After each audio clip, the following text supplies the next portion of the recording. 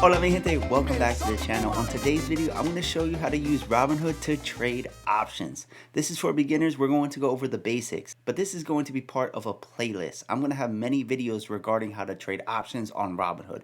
We'll go into more detail on some of the more complicated option trading strategies in further videos. So with that being said, if you want to learn how to trade options, if you want to learn how to get started trading options today and you're using Robinhood, then this video is going to be for you. Now, if you're new to this channel, my name is Sean, and this is We Are Investing, a channel that's dedicated in investing and personal finance. I thank you so much for clicking on the channel. Please consider hitting that subscribe button, ringing that bell, and smashing that like button to support the channel and help with the YouTube algorithm. Now, some quick information regarding myself. I've been trading and investing in the stock market for over 10 years, and I use options all of the time. It's probably my most favorite way to invest and trade in the stock market. I love going long-term via long-term options, and I also like trading with options because there's just so much more volatility and there's just so much more opportunities to make money. You can make money when a stock goes up, you can make money when a stock goes down, you can make money when a stock stays flat, you can make money waiting for a stock to get to the price that you want to buy into it. There are so many ways to make money via options. It provides you so much flexibility. The only thing is, you have to take the time to learn how to trade options. It's definitely not for beginners, but through this video, I'm going to help you get started. At least that's the mission. So hit that subscribe button and let's dive into Robinhood. Now, if you haven't signed up with Robinhood already, there is a link that I'm providing down below in the video description that will get you 3 fractional shares of some great companies. You can get fractional shares of Apple, Microsoft, Amazon, Netflix, Tesla. Robinhood will give you 3 fractional shares by just using the link that I am providing down below, and it's up to $200 worth. Who doesn't like free money? All you have to do is use that link that I'm providing down below. Now, to get started trading options, it's the same procedure. All you have to do is look for the stock that you want to trade options and act like you're going to buy or sell shares. If you don't know how to do that, then you're not ready to start trading options. But there is a video that I made before this video in the Robinhood investing playlist that goes over the basics of Robinhood and how to get started with Robinhood. This video is geared more towards options trading. So to get started, all you have to do is click that magnifying glass on the bottom and search for the ticker. We're going to do Apple, ticker symbol AAPL, and that's how I'm going to show you how to trade options on Robinhood, the basics at least. We'll dive into some of the more complicated, some of the other strategies that you have available to you in future videos. So all we do is type in the ticker. We're going to go AAPL, then Apple is going to pop up and we're going to click on the ticker for Apple. Now to trade options, all we're going to do is click trade, and then instead of buying or selling a stock, we're going to trade options. Now in this video, we're going to go over 2 main things, and I'm going to explain what they are. We're going to go over calls and puts. Those are the basic options that you can purchase on any platform. Everything revolves around buying or selling a call and buying and selling a put. The more complicated strategies are just derivatives of derivatives. Now, before we dive into the platform and how to search for call options and put options, let's just talk about what a call option is and how that differentiates from buying stock. When you purchase a stock, let's say you buy 1 share of Apple. If that share goes up $5, you make $5. If the share goes down $5, you lose $5. The most amount of money you can lose is if Apple was to go bankrupt and the stock would go to $0. So you would lose all of the money that you put in. The upside is unlimited, and that is represented by that diagonal line that is stock here. In this instance, you're looking at a stock that you bought at $50. As the stock price goes up, your profit goes up 1 to 1. As the stock price decreases, your profit goes down 1 to 1. And that's why you see a steady line up and down. For options, for call options, it's a little bit different. If you just buy a call option, the max amount of money you can make is unlimited as well, just like buying shares. The maximum that you can lose is also limited. It's the amount of money that you paid for the option. You can't lose more than that. So risk is well defined with a call option. The only main difference is that with a call option, you're putting a time on your investment. You're basically putting an expiration date. When you buy a stock, you can hold on to it forever. When you buy a call option, you are basically saying that a stock is going to get to a certain price by a certain date. So there's an additional level of complexity in your investment. You also need to know that when you buy a call option, you're buying the right to 100 shares. So you're leveraging your money. But like I said, your risk is defined. You know going into it how much you can lose. And for me personally, knowing your risk and knowing your reward before you get into any trade or investment, having a good understanding of what you're doing is key. If you don't understand what you're doing, you're going to get emotional and you're going to end up buying or selling when you shouldn't. But you're not going to fully understand until you actually do it and you learn from your mistakes. So when you start off with options trading, you have to start small. Your losses have to be manageable. If not, then you're going to quit and you're never going to learn how to be successful trading options. So now that we know what a call option is, let's talk about how to buy a call option in Robinhood. Now, like I said, when you buy any option, you're putting a date, you're putting a timeline on your investment. It's not like buying stocks, you can't hold them forever. They are going to expire. The day that they expire is called their expiration date, and those dates are listed above. Now, it's my recommendation when you get started to pick expiration dates that are at least a couple weeks out. Give yourself some time if you are going to do short term trades on options. So let's pick March 11th. That's how we select our expiration date in Robinhood. The next thing that you need to know, there's two things here. It's strike price and premium. Now, a call option gives you the right to buy 100 shares at the strike price at the expiration date. We'll dive into an example. In order to get that right, you need to pay a certain amount of money. The amount of money that you pay is called the premium. So right now you see a sea of red, and that's because the market was atrocious today. Nasdaq dropped more than 2%. So when you are bullish on a stock and you buy a call option, when you see that stock drop, your call option is going to drop in value. And let me tell you something. Call options, put options, any option is going to be way more volatile than an individual stock. So we have a strike price. Let's say that we want the right to buy Apple at $180 a share on March 11th. So that strike price of $180 is what we're going to select. But we also have to account for the premium, which is 77 cents in this case. So our break even is going to be the strike price plus the premium.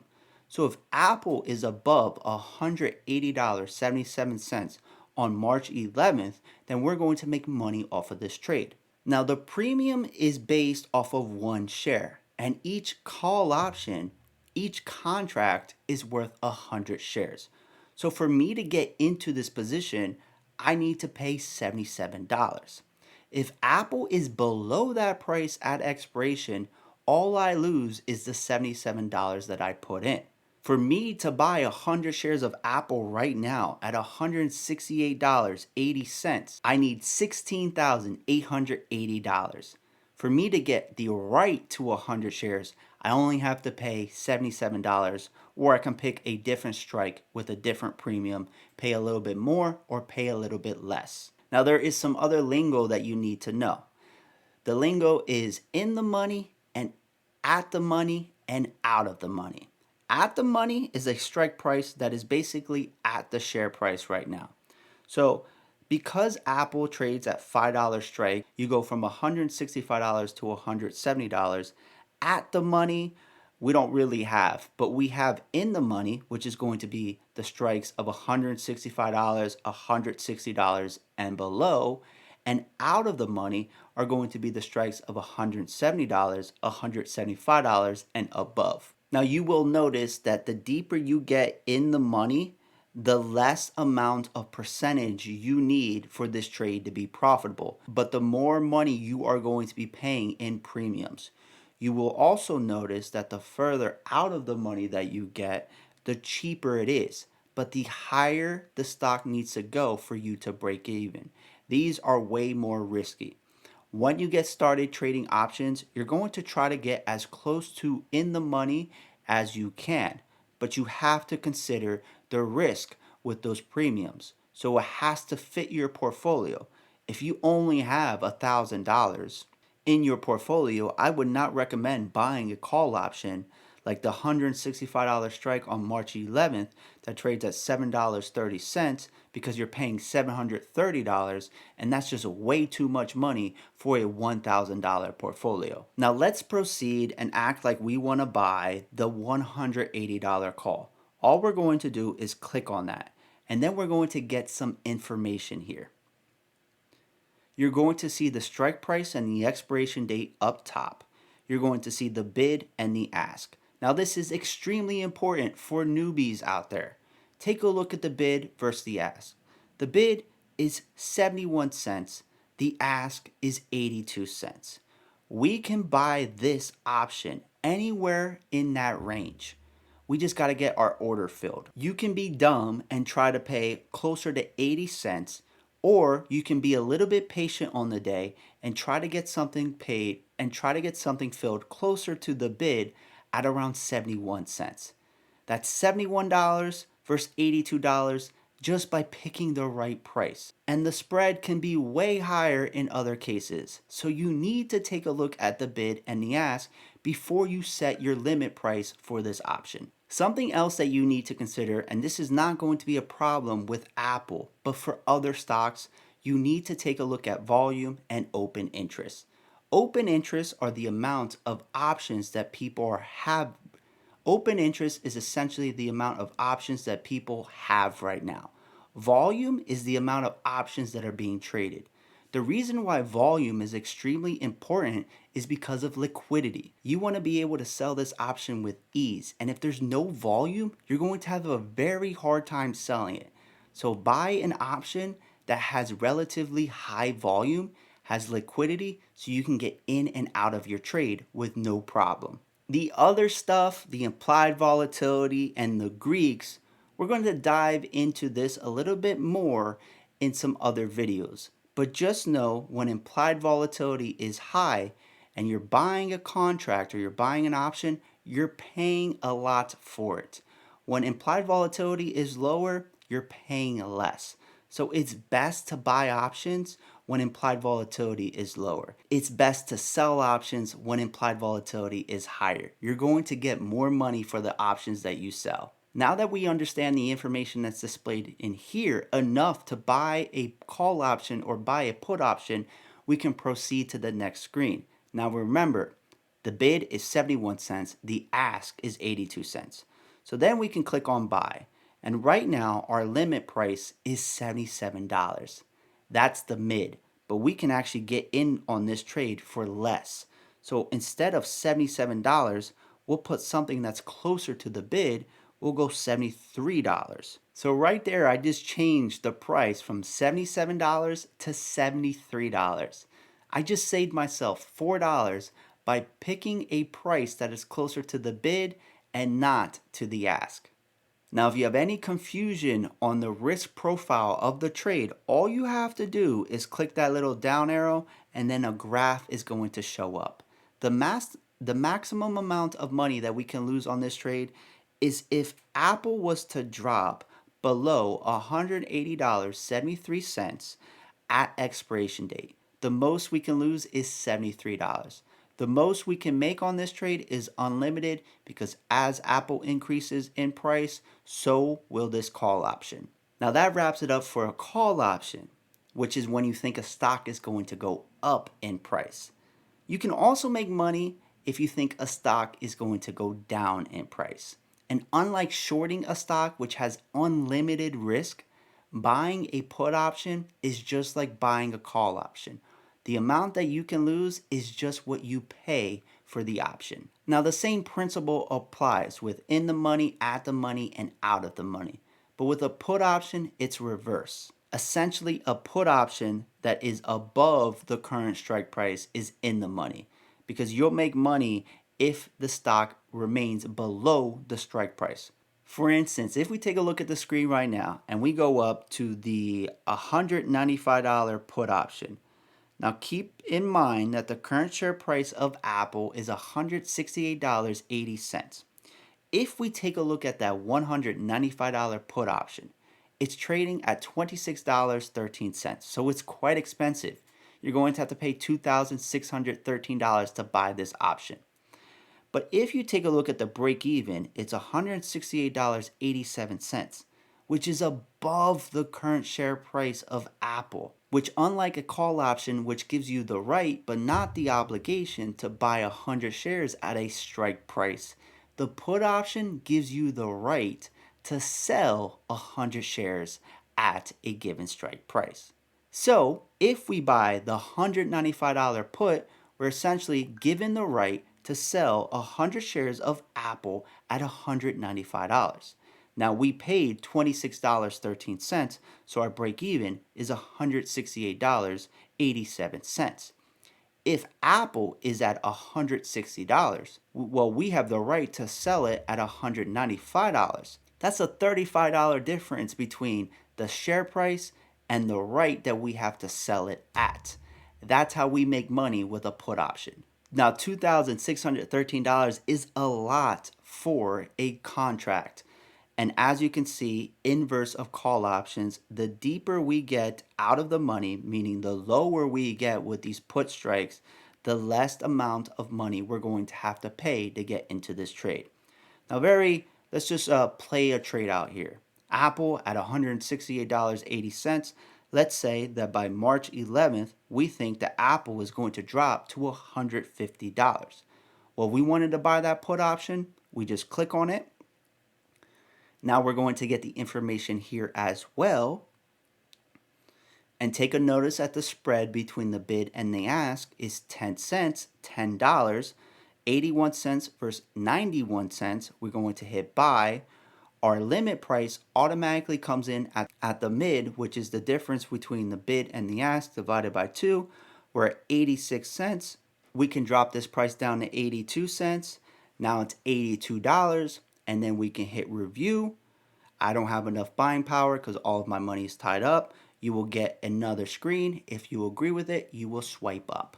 Now that wraps it up for how to buy a call option and a put option. I want to answer some frequently asked questions. The first is, do you have to hold on to this till expiration date? The answer to that question is no. Options trade in their own market, so you can always buy or sell options. Now, the option market is only open during market hours, so from 9:30 a.m. to 4 p.m. on trading days. Now, with that being said, because an option gives you the right to buy 100 shares or the right to sell 100 shares at expiration date, when expiration date comes around, you have to make a decision if you want to sell this option or if you actually want to buy 100 shares or sell 100 shares. If you don't actually want to do it, all you have to do is close out of your option before it expires. If you don't have enough money to actually physically buy 100 shares, then your broker is probably going to know that and it's going to just sell the option. But I actually never let it do that. I always sell before expiration date if I do not want to take on 100 shares, which I rarely ever want to do. I rather own options long term than own 100 shares because I like leveraging my money, putting my money to work the best way I can, and options allow me to do that. Now, one other thing before I sign off. Remember how we looked at the bid versus the ask, and when buying an option contract, I was closer to the bid. Your order might not get filled, so you can increase the price that you're willing to pay for the option. But sometimes a little bit of patience goes a long way. Now, inverse of that, when I'm selling my option, I'm going to try to get closer to the ask. I'm trying to get more money for my option because I'm selling it. Again, patience is a virtue. Just a little bit of patience can save you a couple dollars here and a couple dollars there.